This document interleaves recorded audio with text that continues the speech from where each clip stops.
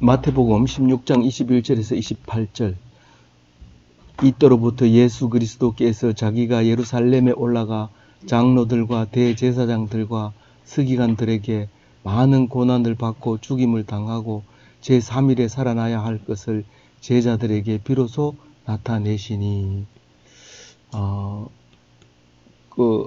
어제는 그 바리새인들의 누룩을 조심하라. 그리고 가이사라 빌립보에 가서 내려올 때 나를 누구라 하느냐 그렇게 물을 때 베드로가 반장이 주는 그리스도요 살아계신 하나님의 아들입니다.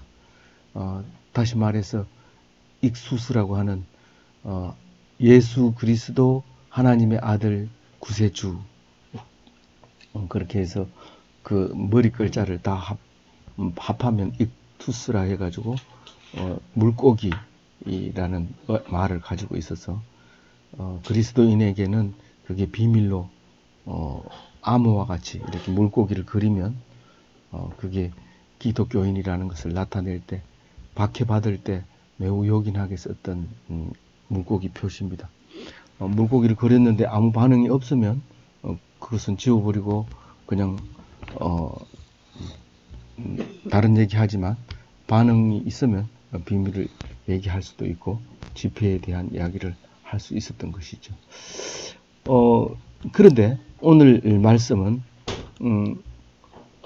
이제 그 그리스도라는 말이 이제 노출이 됐습니다. 이제 누구에게나 다 네 말이 옳다. 그렇지만 네가 진짜로 반장 될 자격이 있다.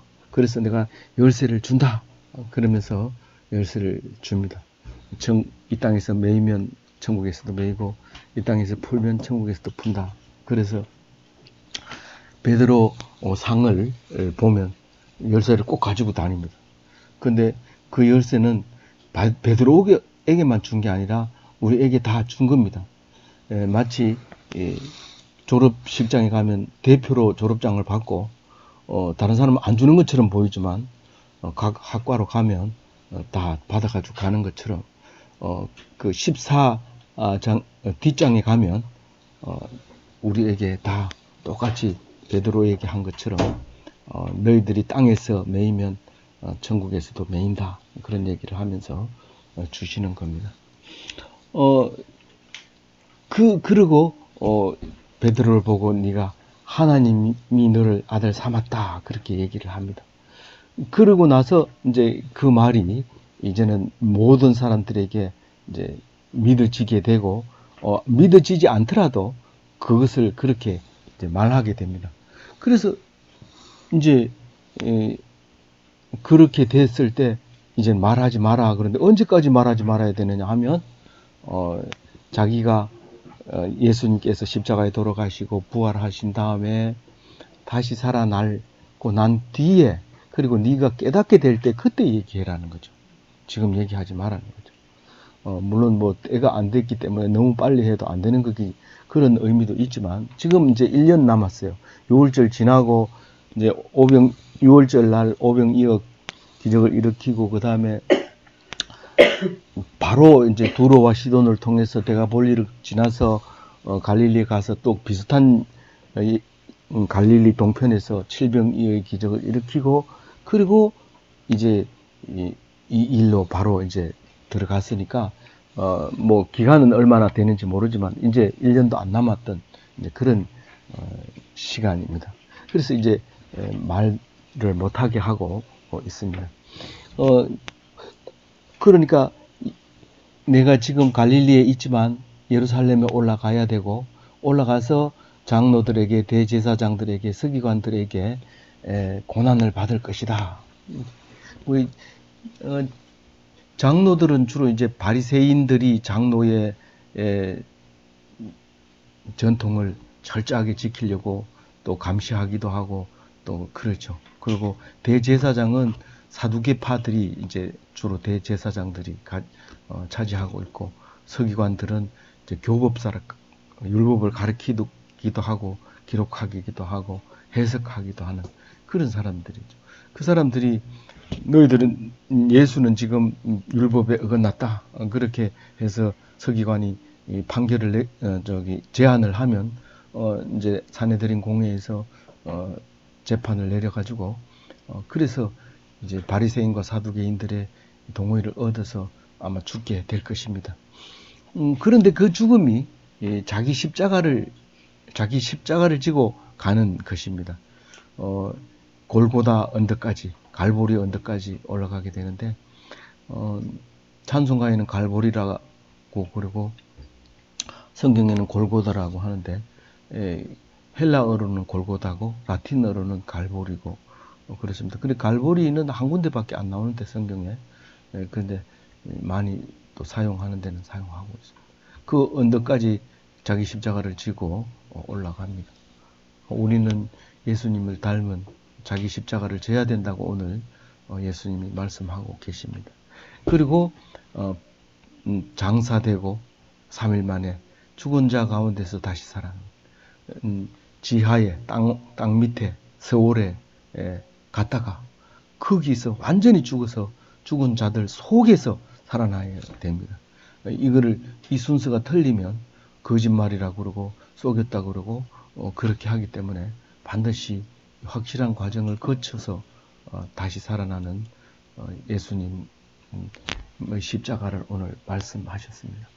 그러니까 그 수제자가 반장이 듣고 붙들고 항변하는 거죠. 말씀 거두세요. 지금 하신 말씀 취소하세요.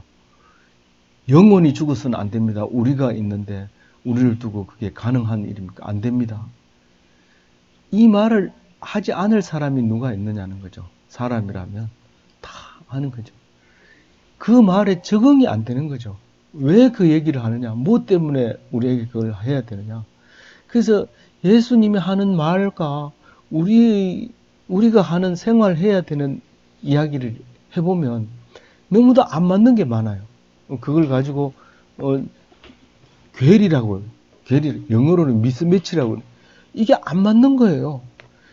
세상에서는 추라고 전국에서 1등하는 전문대학으로 거듭나기 위한 계획 이래가지고 그 부서를 만들어서 계획을 만들어서 발표를 하고 발표할 뿐만 아니라 밤샘 해서 그거를 보고서를 작성하고 그리고 각 분담을 하고 그렇게 이제 쉽게 말하면 괴롭히는 거죠. 근데 예수님은 그렇게 하지 말아 그러잖아요.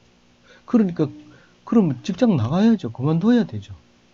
거기 있으면서 그게 안 한다고 그러면 안 되잖아요. 그래서 어떤 직장에는 교회 다니냐? 그럼 너는 들어올 자격이 없어. 그리고 안 뽑는 회사도 있어요.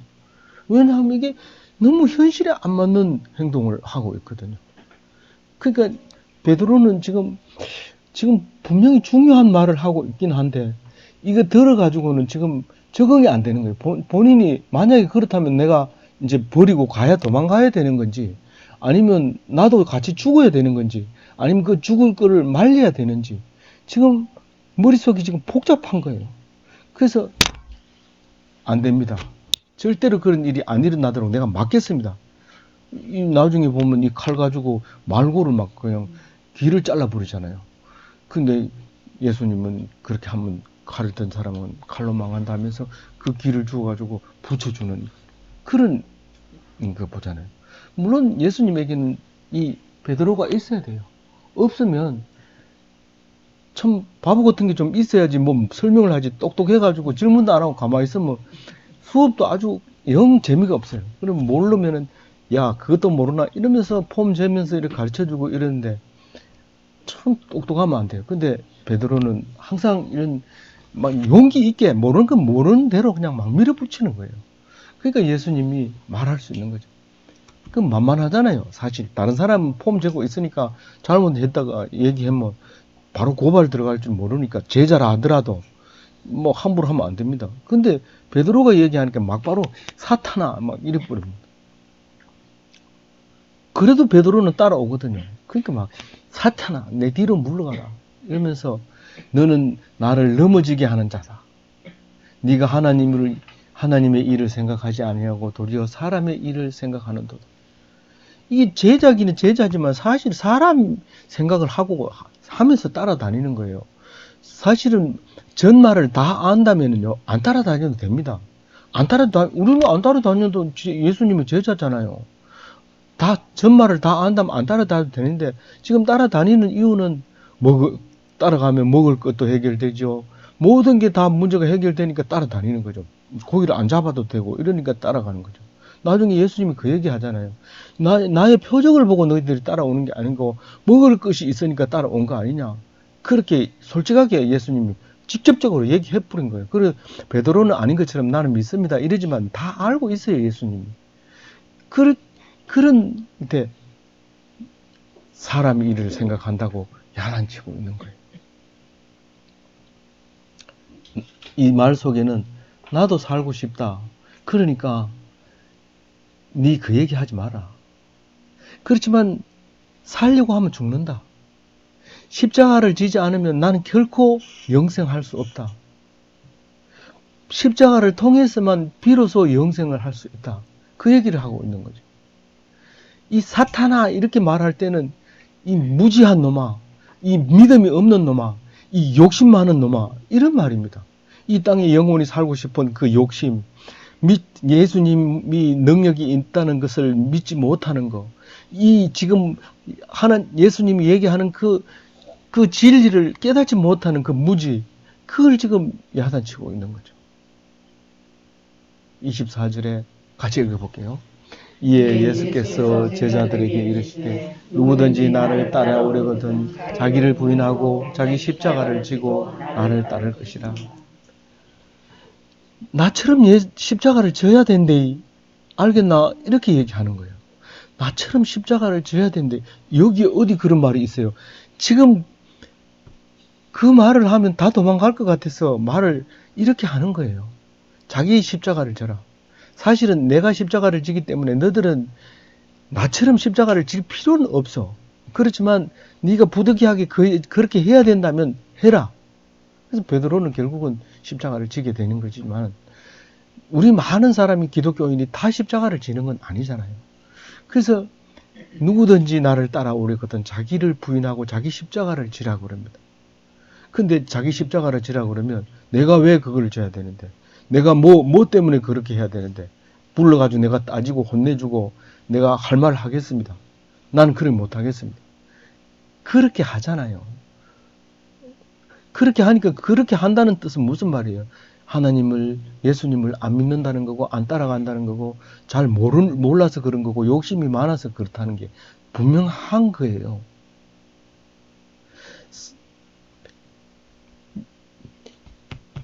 안 지고 있어요. 그런데 지고 있다는 거예요. 지라는 거예요. 자기 십자가를 지라는 거예요. 그리고 나를 따라오라는 거예요. 자기를 부인하지 않으면 십자가를 질 수가 없습니다. 내가 왜 그렇게 해야 되는데?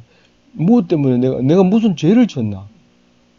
예수님은 죄가 하나도 없는데도 십자가를 졌는데 우리는 그래도 예수님이 이 죄를 졌는데 예수님이 사해 줬으니까 견디는 거지. 안 그러면 십자가를 지고도 남죠. 그런데 사해 줬으니까 견디는 거고. 그랬으면 자기 십자가를 져야죠. 자기를 부인해야죠. 왜 자꾸 자기가 살아나요? 그래도 조금 아는 사람, 한 반만 아는 사람은 이래요. 나 이제 다 포기했다. 난 이제 완전히 죽었다. 난 완전히 비웠다. 그러지만은 발만 밟아도 비운 게 아니라는 게 들통이 나요. 소리 지르고 욕하고 내가 예수님을 위해서 죽어야지 네가 밟는 거 내가 참고 있으라는 뜻은 아니잖냐. 성경이 어디 그렇게 해놨냐. 네 자신을 부인하라고. 왜 밟는데요? 많이 아파요. 이러면 내가 미안하다 이렇게 얘기하지만 모르고 밟았는데 내가 큰 잘못을 했는 것처럼 자기를 미워서 밟은 것처럼 막 대들고 이러면 난 미안하다고 말할 새도 없잖냐. 그러니까 똑같은 참고 견딜 수밖에 없습니다. 대들어도 사실 참고 견딜 수밖에 없고 그냥 불쌍하게 너무 아파 그러면 그렇게 해도 똑같아요. 결과는 똑같은데 어떻게 살래? 예수님은 지금 네가 어떻게 살아야 된다고 지금 얘기하고 있잖아요. 똑같아요. 우리가 대들어도 안 대들어도 결과는 하나님이 딱 정해놓은 대로 갈 수밖에 없어요. 그렇지만 네가 하나님 앞에서 하나님 매달려서 네 스스로를 부인해라. 살아있지 마라. 네가 튀어 올라오지 마라. 그 얘기를 지금 하고 있는 거죠.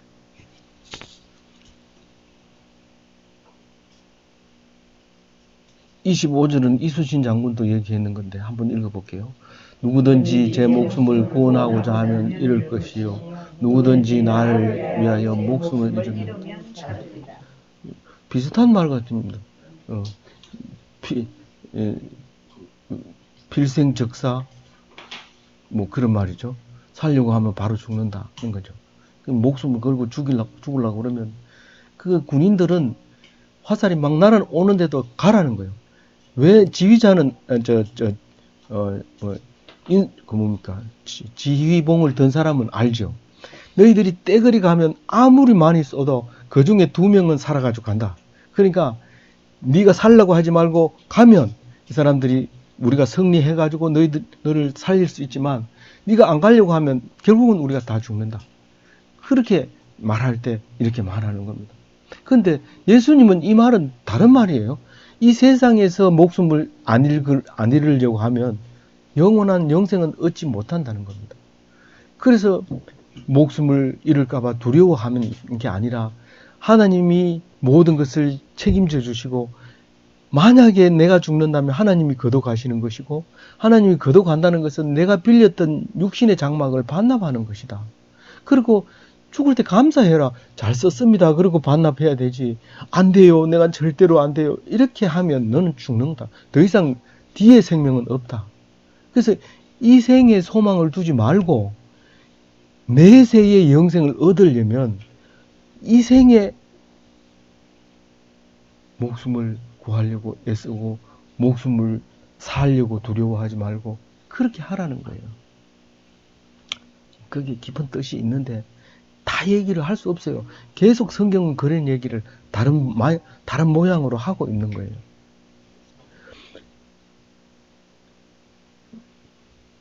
이 얘기를 들으면 참 맞는 말 같지만 어려운 말인데 26절 같이 읽어볼게요. 사람이 만일 온 천하를 얻고도 제 목숨을 잃으면 무엇이 유익하리요? 사람이 무엇을 주고 제 목숨을 바꾸겠느냐? 그러니까 지금 땅에서 죽는 목숨은 장막을 반납한다는 거지 죽는 게 아니라는 거예요. 자는데 그 믿지 않는 사람들도 영면에 들어갔다 영원히 잔다 그래 얘기를 하잖아요. 믿지 않는 사람도 그 정도 얘기하는데 우리 믿는 사람은 죽었다고 막 대성통곡을 하고 막 울고 이제 죽는다고 벌벌 떨고 겁먹고 그렇게 하면 예수 믿는다 소리를 하지 말아야 돼요. 사실은. 그래서 하나님은 너는 완전 영체다. 완전 부활체다.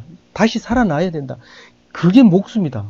그렇게 얘기하면서 그 목숨을 잃으면 안 된다. 이 땅의 목숨은 그거는 길게 쓰는 사람이 있고 짧게 쓰는 사람이 있지만 네 진짜 목숨을 잃어버리면 안 된다.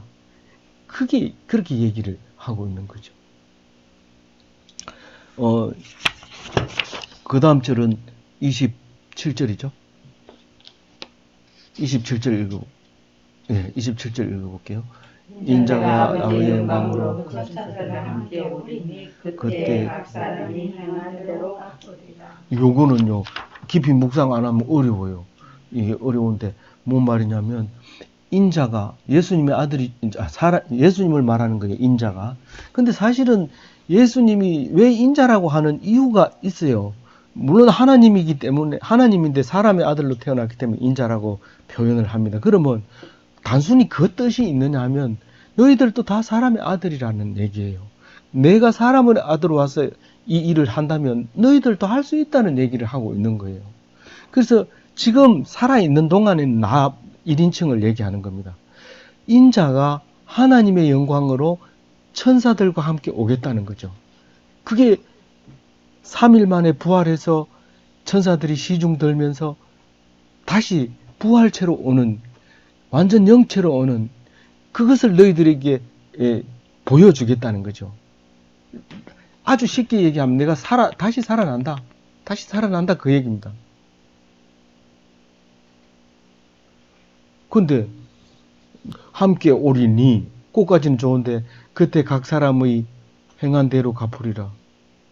뭘 갑자기 와가지고 살아나가지고 뭘 행한 대로 갚아요.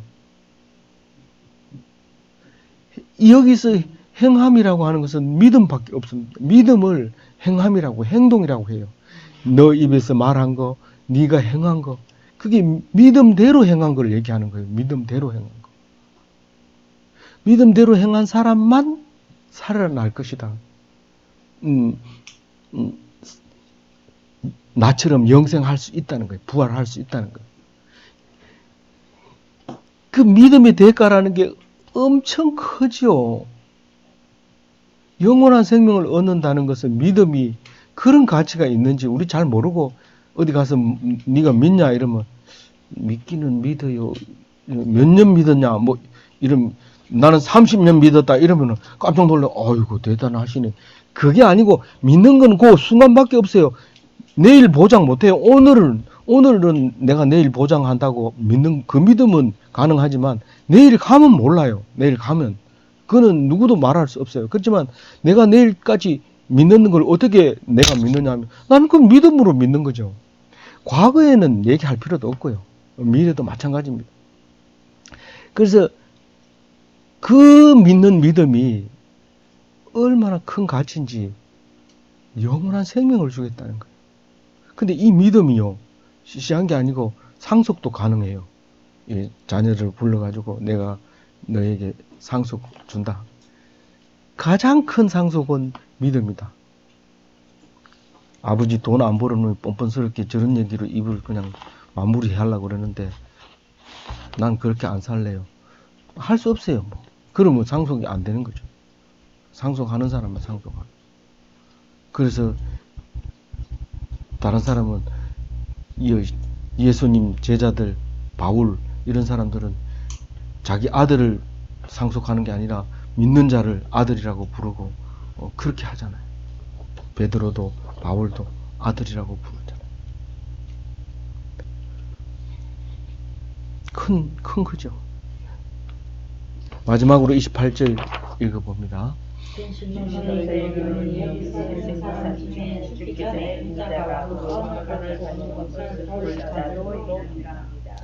이 앞에서 참 얘기 많이 했지만 참 우리가 교회 나오는 것도 참 기적이라고 얘기하지만 교회 나온 사람 중에 믿는 것은 더 기적입니다.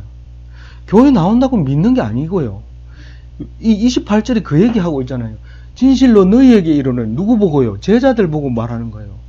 여기 서 있는 사람 중에 죽기 전에 인자가 그 왕권을 가지고 오는 것을 볼 자도 있느니라. 인자가 그 왕권을 가지고 오는 이야기는 앞에 27절에 얘기했잖아요. 부활하는 것을 너희들이 볼 자가 있다는 거예요.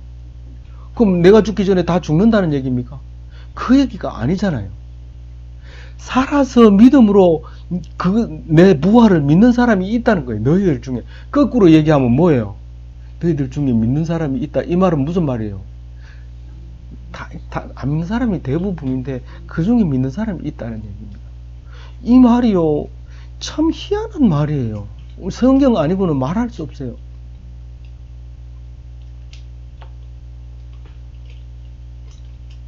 근데 실제로 예수님이 태어날 때 누가복음 2장 25절에 예루살렘에 시므온이라는 사람이 있었어요. 천사들이 그 사람에게 네가 죽기 전에 왕권으로 오는 사람이 오는데 그 사람을 반드시 보고 너는 죽는다. 그래가지고 시몬이 예수님이 태어난 걸 보고 그걸 가서 보고 하나님을 찬양하는 이야기가 나오지요. 네. 그 사람은 죽기 전에 예수님의 왕권을 가지고 온 것을 보았어요. 그리고 오늘 지금 얘기하고 있는 것은 살아있는 왕권을 보고 죽을 사람이다. 너희들은 지금 왕권을 보고 죽을 사람들이라는 것을 얘기하는 거고, 우리는 지금 부활하신 왕권을 보고 죽을 사람. 그러니까 이 사람들은 지금 부활을 아직 못 봤으니까 이런 말을 하는 거고, 우리는 이미 부활했는 것을 보고 있는 거니까 사실 이 말씀 속에는 이 세 가지를 다 얘기할 수 있어야 됩니다. 예수님이 태어나자마자 보고 죽은 사람도 있고, 실제로 예수님이 부활하는 걸 보고 죽은 사람도 있고, 그 말을 미리 예수님이 부활을 안 해도 그것을 부활하기 전에 믿을 수 있어요. 얼마든지 믿을 수 있어요. 그리고 부활하고 나서도 안 믿는 사람이 많아요. 대부분은 안 믿어요. 그리고 부활하고 나서도 믿는 사람이 있다. 그 얘기를 지금 28절과 같이 하는 겁니다. 그러니까 혼자 묵상을 하면 이해가 갈 것 같기도 하고 안 갈 것 같기도 하고 몸이 막 힘들고 어려워지고 이래요. 그래서 같이 이렇게 좀 하면은 좋습니다. 오늘 잘 오셨습니다. 누가복음 21장 27절 읽고 묵상 마치도록 하겠습니다. 그때 사람들이 인자가 구름 타고 능력의과 큰 영광을 오는 것을 보리라. 이런 일이 되기를 시작하거든 일어나 머리를 들라. 너희 속량이 가까이 왔지. 이 속량이라는 건 죄를 사해 주는 거예요. 예수님이 오시면 죄를 사해 준다. 그걸 믿는 사람에게는 속량이 오는 거죠. 그것을 눈으로 보면 모든 죄가 사해지기 때문에 매이는 것이 다 풀리는 거예요. 그게 천국이에요. 이 땅에서. 근데 그 많은 이야기를 한꺼번에 단어를 함축해서 좀 애우기 좋게 안 잊어버리게 쓸 수 없나요? 쓸 수 없어서 66권을 쓰신 겁니다. 66권으로 늘 묵상하면서 정말 복된 기독교인 다 되시길 바랍니다.